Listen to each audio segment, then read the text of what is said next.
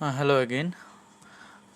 কোনো প্রবলেমে যদি এক্স এবং এন দেওয়া থাকে এবং আমাদের যদি এক্স টু পাওয়ার এন নির্ণয় করতে হয়, তাহলে আমরা সেটাকে দুইভাবে করতে পারি। এটাকে আমরা প্রথমত ব্রুট ফোর্স দ্বারা করতে পারি।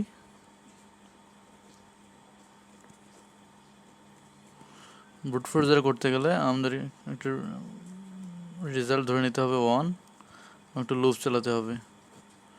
I is equal to 1, I is less than or equal to n, then I plus plus, এবং এখানে result is equal two result গুণন এক্স, এভাবে করতে হবে। তো এভাবে করতে গেলে টাইম কমপ্লেক্সিটি আসবে অর্ডার অফ এন আসবে, বিগ অফ এন। কিন্তু আমরা যদি এটা বাইনারি এক্সপোনেনশিয়েশন দিয়ে করি, তো বাইনারি এক্সপোনেনশিয়েশন দিয়ে করলে আমাদের টাইম কমপ্লেক্সিটি আসবে অর্ডার অফ লগ এন।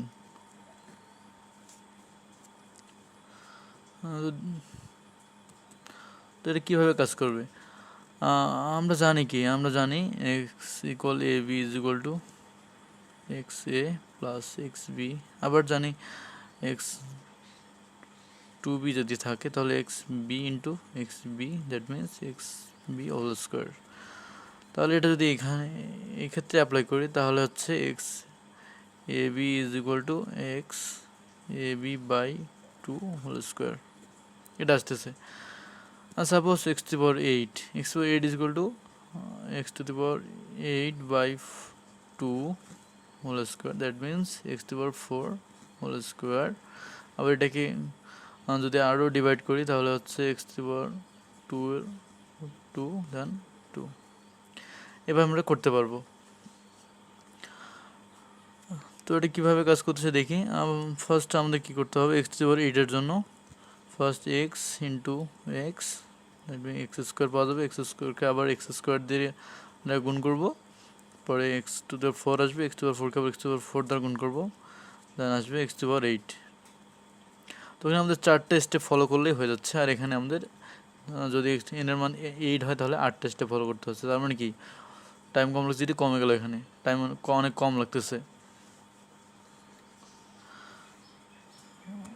তো এটা আমরা যদি আমরা কোডে দেখতে চাই,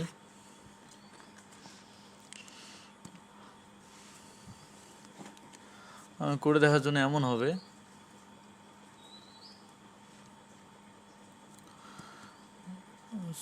আমি যদি পাওয়ার ফাংশনটা দেখাই তাহলে এটা সাপোজ ইন্টিজার রিটার্ন করবে, ইন্টিজার পাওয়ার, এটি ইন্টিজার থাকবে আমার এক্স, একটা ইন্টিজার থাকবে এন।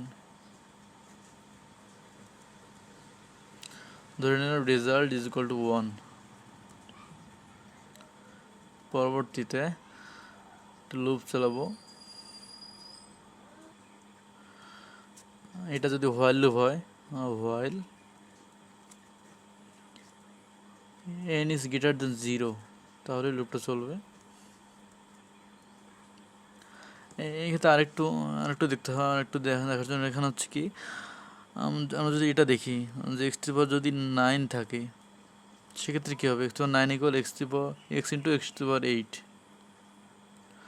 তাহলে এক্স টু দি পাওয়ার 8-এর জন্য 4টে স্টেপ, এটার জন্য 4টে স্টেপ, এই 4টে স্টেপ প্লাস এইটার জন্য আরেকটা স্টেপ, এক্স টু 8-এর সাথে এক্স গুণ করে দিলেই এক্স টু দি পাওয়ার 9 আমরা পাবো।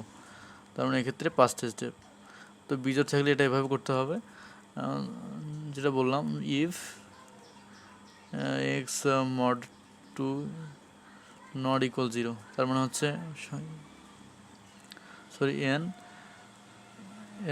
N mod 2 not is equal two 0, তার মানে এনটা হচ্ছে বিজোড়। সেক্ষেত্রে just result is equal two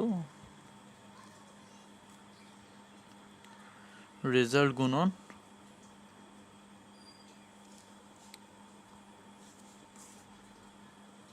আমরা কী গুণ করবো, এখানে আমরা বেসটা গুণ করে দেবো, কারণ বেসটাই তো বাড়তেছে।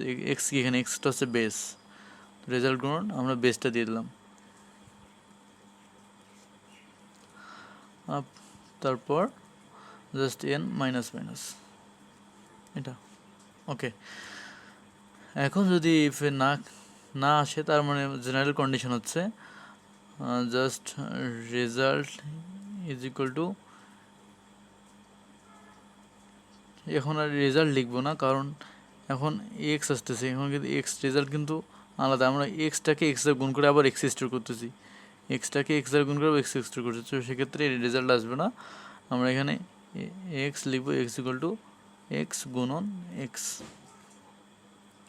আর কি করব, আর হচ্ছে এক্সের মানটা সরি এনের মানটা ডিভাইড করে দেবো, n equal to n divided by 2। এটা একটা সিম্পল লোভ, কারণ হচ্ছে আমরা যেহেতু সাপোজ এনের মান এখানে 8, যদি 8 হয়, ওপর লেভেলে গিয়ে হচ্ছে 4, আমরা গুণ করছি, আর উপরে গিয়েছে 2 এবং 1। তো আমি এই লুপটা দেখাচ্ছি কীভাবে কাজ করবে এই লুপটা। আচ্ছা, এর আগে ফাংশনটা ক্লিয়ার করে নিই। আমরা ভ্যালু হচ্ছে এইটুক, তারপর আমরা কি করব, রেজাল্টটাকে রিটার্ন করব, রেজাল্টটাকে রিটার্ন রেজাল্ট, ফাংশন শেষ। এখানে কিভাবে কাজ করতেছে, এন এর মান এখানে 8 দিলাম, এইটুকু লাগতেছে না এখন, এন এর মান এখানে 8 দিলাম, কারণ এখানে 8 ছিল, আর এক্স এর মান এজ ইট ইজ এক্স ধরলাম। তো যেহেতু এন এর মান জোর, তো এখানে আসলো না, ইফে আসলো না, ডিরেক্ট এখানে আসলো। এখানে এসে কী হলো, x equal to x into x, that means x square. First ক্ষেত্রে আমরা এক্স স্কোয়ার পাইলাম, এবং এনের মানটা কী হয়ে গেলো, ডিভাইড হয়ে গেলো। এনের মান 8 থেকে এনের মান পরবর্তীতে এনের মান আসবে 4। এখানে যখন লুপটা আবার কাজ করবে, তখন হচ্ছে এনের মান 4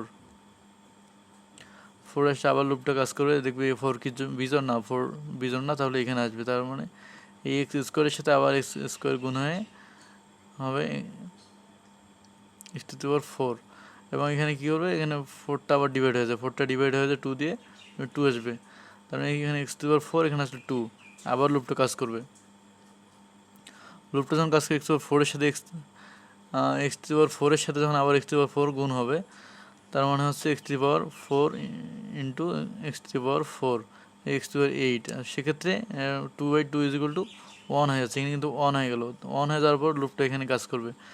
এখানে কীভাবে কাজ করবে, যেহেতু এখন ইফ যেহেতু বিজোর, তার মানে হচ্ছে রেজাল্টের মান ছিল 1 into X to the power 8, তাহলে রেজাল্টের মান হলো এক্স টু দি পাওয়ার 8। তো রেজাল্টটা রিটার্ন করবে রেজাল্ট, তো এই ফাংশনটা x to the power 8 result return করলো। আমি আবার এখানে ওভারভিউ করছি।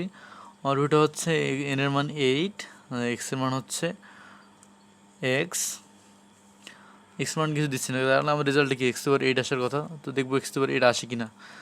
তো ফার্স্ট যখন ভ্যালু আসবে 0 থেকে বড়, তার মানে দেখবে বিজোড় কিনা, বিজোড় না, তাহলে এখানে আসবে। এখানে হচ্ছে এক্সটা এক্স মানে এক্সের মধ্যে এক্স স্কোয়ার, মানে এক্স অ্যান্ড এক্স গুণ হয়ে এক্সের মধ্যে স্টোর হবে। তাহলে এক্সের মানটা কী দাঁড়াচ্ছে, তাহলে এক্সের মান হচ্ছে এক্স স্কোয়ার। তারপর আবার লুপটা চলবে, আবার লুপটা চলে এক্স স্কোয়ার আবার এক্স স্কোয়ারের সাথে গুণ হবে, তখন হবে এক্স স্কোয়ার মানে এক্স টু দি পাওয়ার 4। পরে আবার লুপটা চলবে, আবার X square X to the power 4 আবার এক্স টু দি পাওয়ার 4 এর সাথে গুণ হবে, তাহলে হবে এক্স টু দি পাওয়ার 8। এবং সেক্ষেত্রে এনের মান 1 হয়ে যাচ্ছে, তো 1 হয়ে গেলে এটা হচ্ছে বিজোড়, তার মানে রেজাল্টের সাথে এক্স টু দি পাওয়ার এক্সের মানটা গুণ হচ্ছে, এক্সের মান হচ্ছে এক্স টু দি পাওয়ার 8, তাহলে এক্স টু দি পাওয়ার 8টা হচ্ছে রেজাল্টটা রিটার্ন করবে ফাংশনটা। এখানে ড্রাইভার কোড, সিম্পল ড্রাইভার কোডটাও তেমন কিছু নেই। ড্রাইভার কোডটা হচ্ছে ইন্টিজার মেইন, এখানে জাস্ট আইএনটি এক্সের একটা মান থাকবে, আর এর মান থাকবে। আমরা জাস্ট পাওয়ার ফাংশনটাকে কল করব, এক্স কমা এন দ্বারা পাওয়ারটাকে কল করব।